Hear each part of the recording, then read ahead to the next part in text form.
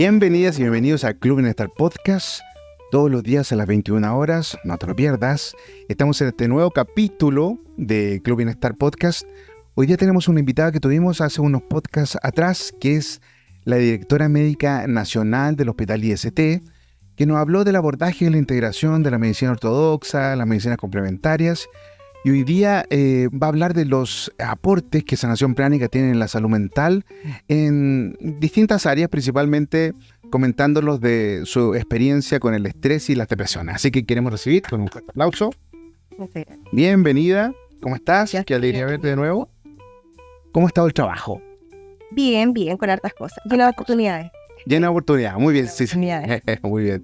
Cuéntanos, ¿cómo ha sido tu experiencia de ver el aporte de la sanación pránica, específicamente la psicoterapia pránica? Y no solamente eso, ¿no? Porque tal vez la sanación pránica basada también a veces en lo que es la salud mental de las personas, en la posibilidad de apoyar en la superación del estrés, de la ansiedad a veces, o incluso de las depresiones. ¿Cuál ha sido tu experiencia en esa área? Y la verdad que yo creo que ha sido bastante positiva, efectivamente. En términos de salud mental, yo diría que hoy en día, en general, y eso lo vemos a nivel nacional, y no solo a nivel nacional, yo creo que es un tema a nivel mundial. Sí. El tema de salud mental es un tema, ¿ya? Cada vez vemos más personas, efectivamente, con ciertos niveles de estrés, con ansiedad, angustia y otros síntomas, la verdad. Mucho más tal vez de lo que lo veíamos antes, ¿ya? O tal vez la gente se ha atrevido a expresar mucho más de lo que tal vez también existía antes, pero a lo mejor de una manera un poco más oculta, porque efectivamente hace muchos o décadas de años atrás, el que un paciente a lo mejor reconociera que tenía una depresión era un tema que no era muy bien visto, claro, ¿ya? Socialmente, incluso familiarmente, porque la verdad que una familia, un paciente que tiene una patología de salud mental, a veces tampoco sabe cómo abordarlo ni cómo acompañar a esa persona. Pero hoy en día efectivamente yo creo que hemos visto un boom del tema de enfermedades de salud mental, y tenemos que hacernos cargo de eso, ¿ya? Tenemos que hacernos cargo de cómo vamos a ir manejando a estos pacientes, cómo vamos a ir tratándolos, pero además cómo cada persona empieza a adquirir ciertas herramientas, ¿ya? Porque a lo largo de la vida nos vamos a ver vistos, sometidos a muchas situaciones que en algún momento pueden ser un punto de quiebre en nuestras vidas. El tema de los duelos, por ejemplo, de distinto tipo, separaciones, pérdidas de algún familiar, pérdida del trabajo, otras cosas. Entonces creo que es parte del ciclo normal de la vida, pero que de pronto a lo mejor no hemos tenido las herramientas suficientes como para poder abordar, ¿ya? Y en este sentido yo, en lo que yo he visto, mi experiencia ha sido que al poder complementar con sanación pránica, los pacientes han tenido una buena respuesta, una mejor recuperación, y tiene que ver un poco también con que han podido aprender a reconocer sus emociones y aceptarlas, porque ese es otro tema. Yo creo que también se ve mucho en el ámbito de salud mental, que de pronto los pacientes no se sienten bien, o uno no se siente bien, pero uno no es capaz de reconocer qué es lo que me está pasando, o que estoy transitando por estos momentos, porque tenemos momentos de luz y momentos que de pronto son momentos oscuros. Y entonces cuando estamos en este momento oscuro, lugar negro, no sé cómo salir, y el que está al lado mío tampoco sabe cómo ayudarme a salir. Entonces yo creo que es importante aprender a reconocer efectivamente esa oscuridad de alguna forma, y en virtud a eso empezar a buscar herramientas que me permitan mirar la vida de una forma diferente, y salir de eso. Y en esto yo siento que sanación pránica ha sido un aporte súper importante en la terapia. ¿Cómo recibe el paciente esta intervención? Porque estamos acostumbrados a ir al psiquiatra, al psicólogo, y generalmente una intervención hablada, ¿verdad? En donde la resolución del conflicto es a través o del psicofármaco, si es un psiquiatra, ¿verdad? O a través del diálogo, ¿no? Con alguna estrategia intelectual, de reencuadre psicológico. ¿Cómo recepciona el usuario, el paciente, el trabajo energético en la transformación interior? La verdad que lo recepcionan bastante bien, pero yo creo que es porque logran percibir y sentir ciertas sensaciones que son de alguna manera agradables en un minuto en el que se sentían muy mal, ¿verdad? Entonces de pronto cuando están demasiado estresados, demasiado ansiosos, y uno hace la terapia, te refieren efectivamente que sienten calma, que sienten paz, o que la pena que sentían ya no es tan profunda como la sentían. Así lo refieren los pacientes en general. Entonces yo creo que por ese mismo motivo es que tiene una muy buena recepción, porque es un efecto que en la mayoría de las veces uno lo ve de forma inmediata. Ya. Y que dura un tiempo, obviamente, porque muchas veces después te dicen el otro día, ¿sabes qué? Me estoy sintiendo ansioso de nuevo. Claro. O no sé qué pasó, que ayer me sentía súper bien después de la terapia, pero ahora me siento otra vez un poco angustiada. Y tiene que ver con eso. Yo creo que efectivamente también las personas tienen que aprender a tener ciertas herramientas en el fondo para poder transitar por ese proceso. Pero efectivamente en la terapia muchas veces tú ves un cambio que es inmediato y te lo comentan. Me lo han comentado los pacientes o de pronto cuando he hecho terapia con niños también. A pesar de que yo no veo niños, no soy pediatra, pero sí en sanación pránica me ha tocado ver niños. Y me ha pasado con las mamás o con un caso en particular, me pasaba y me decía, es increíble cómo mientras durante la terapia mi hijo tenía un cambio de actitud. Había estado súper irritable, pero mientras hacía la terapia cambiaba su forma y la verdad que después tú lo veías mucho más alegre, pero más conciliador, y no sé, moviéndose más, jugando, haciendo cosas de niño, efectivamente. Entonces me decía, es inmediato el cambio. Ya, o sea que la experiencia del paciente es como que está experimentando transformaciones y eso se convierte en un refuerzo para continuar en la siguiente sesión o, en fin, para continuar en el proceso terapéutico, que, como bien tú dices, no siempre es solo una sesión, sino que a veces es un proceso que incluye varias sesiones. A veces requieres más de una sesión. Ojalá fuera sola, o sea, en algunos casos a veces basta con una. Pero efectivamente cuando hay personas que están transitando episodios que son súper complejos, o de pronto, por ejemplo, la aceptación de una enfermedad compleja en la familia, de una persona muy querida, entonces es un proceso que además tiene que ver con el acompañamiento que uno va haciendo. Entonces, pero sí los pacientes requieren un cambio que es inmediato, y en general lo refieren como tranquilidad, paz, alivio, no tanto ruido mental, que en el fondo es lo que muchas veces los inquieta. Por eso que te dicen, no puedo dormir, no me logro concentrar, no estoy rindiendo bien en el trabajo, me siento súper ansioso, tengo problemas económicos. Entonces finalmente tú te das cuenta que ese mar de emociones de alguna manera te van haciendo girar en un loop y no logras salir de ahí. Entonces cuando uno hace la terapia es como que logran ver que hay cosas que pueden ser distintas. Y ese ver que es algo distinto les permite también empezar a buscar un nuevo camino de alguna manera como para salir de este cuadro que tienen, que puede ser una depresión, puede ser ansiedad, y eso en complemento obviamente con su tratamiento formal.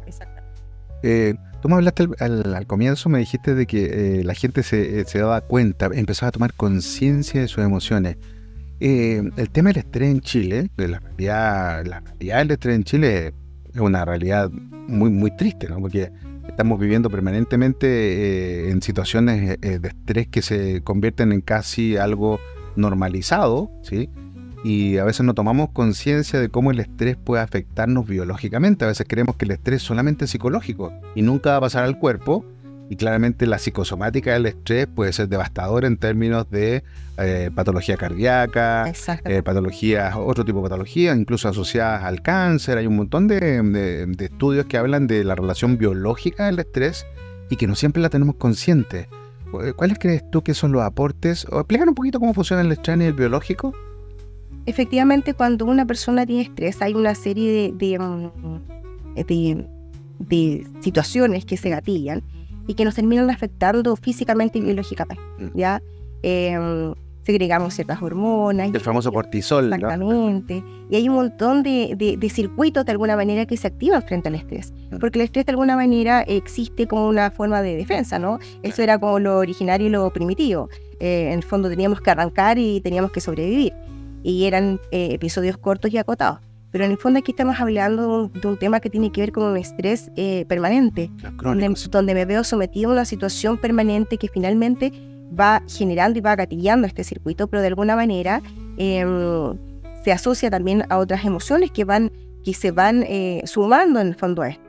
Y físicamente obviamente se reflejan muchas cosas, en dolor, y además, por ejemplo, que tú hablabas de enfermedades cardiovasculares. Efectivamente, un paciente que tiene ciertas enfermedades cardiovasculares y es sometido a estrés, claro, tenemos mucho más riesgo efectivamente de hacer un evento cardiovascular, ¿ya? El cáncer, el estrés además se ha visto que también tiene que ver con el tema de las bajas defensas. Claro. Por lo tanto, estoy más susceptible obviamente a contagiarme más, a enfermarme mucho más, y lo mismo el tema del cáncer, efectivamente. Entonces, por eso es que cuando un paciente además está transitando por una enfermedad compleja, por ejemplo un cáncer, uno trata de que emocionalmente también esté estable, porque es inevitable y uno ve cómo efectivamente el estado de ánimo influye mucho.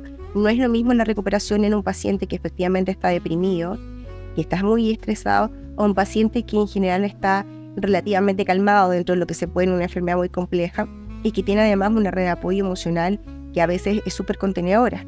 Entonces uno ve efectivamente que las personas tienen herramientas diferentes, por su historia de vida, por muchas cosas probablemente. Pero efectivamente el estrés sí se refleja de una manera física, biológica, y que muchas veces es el motivo de consulta al paciente. Cuando el paciente te llega a la consulta por cefalea.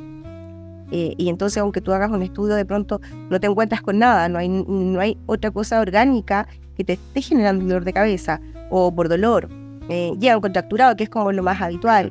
Pero efectivamente, lumbago. Exactamente, pero de pronto uno se encuentra con otras enfermedades también, y también hay enfermedades autoinmunes y un montón de otras cosas que finalmente empiezan a generar también más estrés en el paciente, porque en el fondo tú empiezas a buscar y encuentras muchas cosas, y eso también va generando en el paciente angustia, ansiedad y más estrés. Entonces creo que el poder trabajar con otras técnicas complementarias también te ayudan un poco a eso, el bajar el nivel de estrés. De hecho se ha visto mucho que, por ejemplo, cuando una persona practica meditación, disminuye la frecuencia cardíaca, disminuye la presión arterial, mejora la calidad del sueño y así un montón de cosas. Entonces efectivamente es algo que ha sido estudiado y que uno se da cuenta de cómo otras técnicas de alguna manera te ayudan a tener una mejor calidad de vida, no solo en lo emocional o en lo psicológico, sino también en lo físico. Claro, o sea, empezar a pensar en el autocuidado y en el bienestar como una manera de autogestionarlo a diario, no solamente... Y de una manera integral. Claro, de una manera integral. No solo lo físico, no es solo el ejercicio que hago, que obviamente también es una manera, un complemento a nuestro bienestar, sino también practicar otras cosas, a lo mejor hacer ciertas actividades que me gusten, darme tiempo, porque eso es lo que pasa. Hoy en día el mundo es tan rápido, tan ajetreado, el trabajo, el tema económico, la casa, los hijos, entonces muchas veces efectivamente no te das ese espacio y esa instancia en el fondo de trabajar en ti mismo. Y eso te va angustiando, te va generando un nivel de estrés. Entonces, darnos espacio justamente para hacer esas otras actividades que de pronto necesito hacer, y que son una válvula de escape de alguna manera. ¿Tú utilizas la psicoterapia pránica como autogestión de tu propio estrés? Porque uno está súper exigido. Sí. ¿La usas y cómo te va con ella? La verdad que me va bastante bien. Ya. A veces hay días y días, hay días en que es como todas las personas, en que tenemos mucho más trabajo, en que a veces las cosas no salen como uno espera que salgan, en todo ámbito, no solo en trabajo, sino que en lo personal también. Y efectivamente el hecho de autoaplicar sanación pránica, eso me ha ayudado bastante. ¿Y los pacientes cómo ve el resultado en el estrés específicamente? Bien, efectivamente. Porque hay un montón de temáticas psicológicas asociadas al estrés, como insomnio, ¿me entiendes? Como trastornos digestivos, dolores musculares. Es como que tú observas que hay una repercusión entre el trabajo energético y todas las áreas más biológicas también del estrés se tienden a armonizar. Mira, y efectivamente los pacientes en general te reportan mucho eso. Cuando uno hace psicoterapia pránica, en general los pacientes te comentan, pude dormir súper bien, o hace tiempo que no dormía tan bien. Entonces ahí tú te das cuenta, y el paciente también, y en el fondo también va enganchando con eso, porque en el fondo nota ciertos cambios y ciertas mejorías que son muy rápidas. Otra cosa que es tan común en Chile y que seguramente, no solamente post pandemia, hubo estragos en la salud mental potenciados.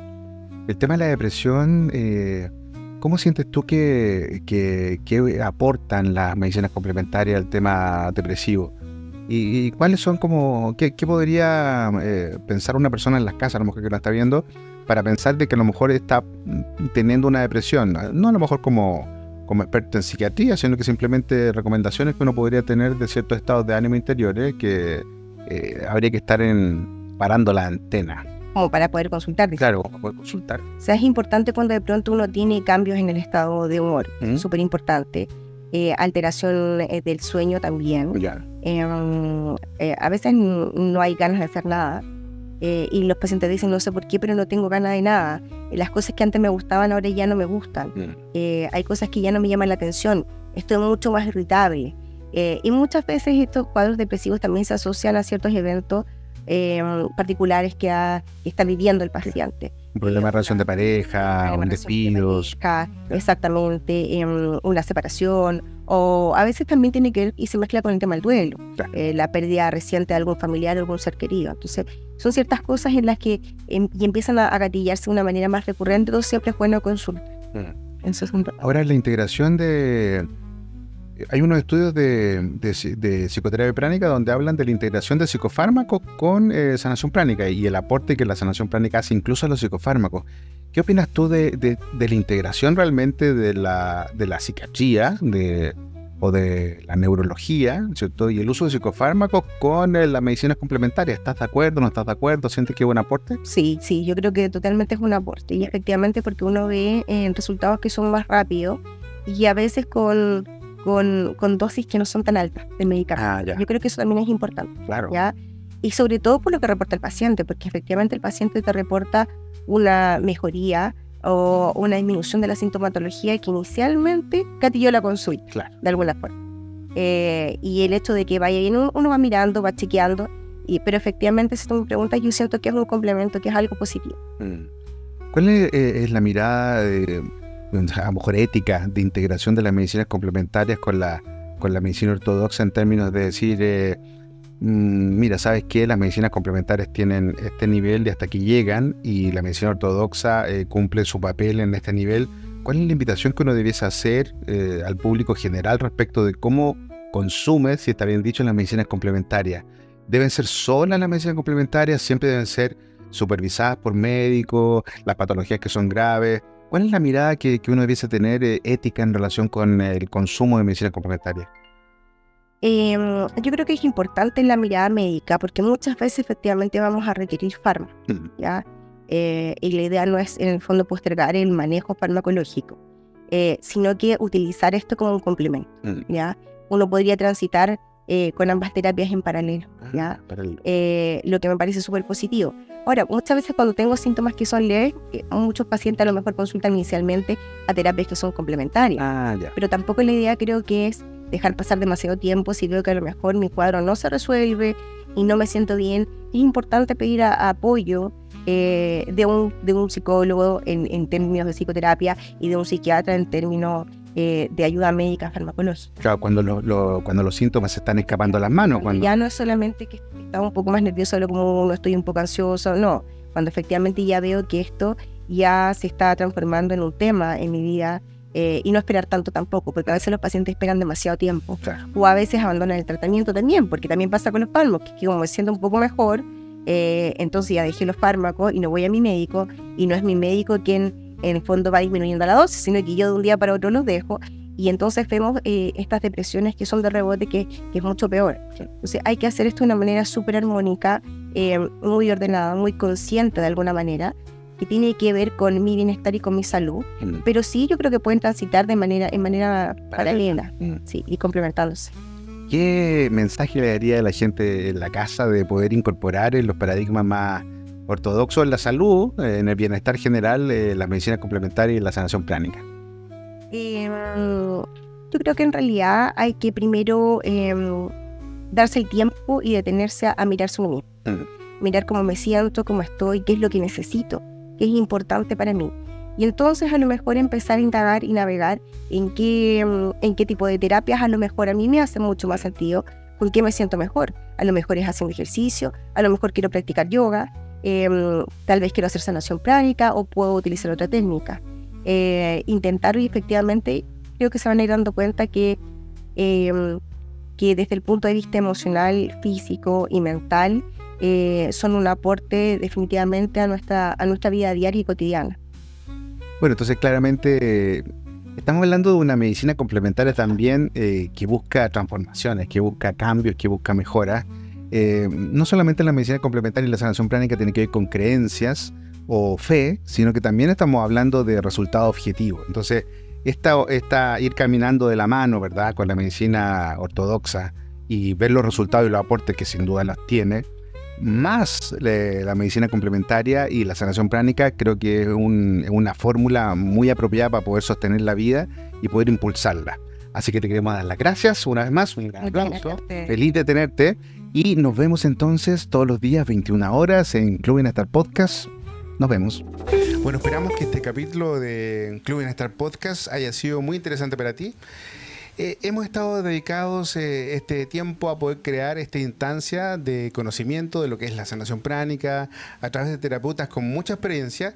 Si tú consideras de que es importante para ti contactar a alguno de los terapeutas que has visto en nuestros capítulos del podcast, por favor conéctate con la información que está acá abajo, nuestro WhatsApp, nuestro Instagram, nuestro correo electrónico, y bueno, prueba una experiencia de sanación pránica junto a ellos, siempre va a ser beneficioso para ti. Nos vemos.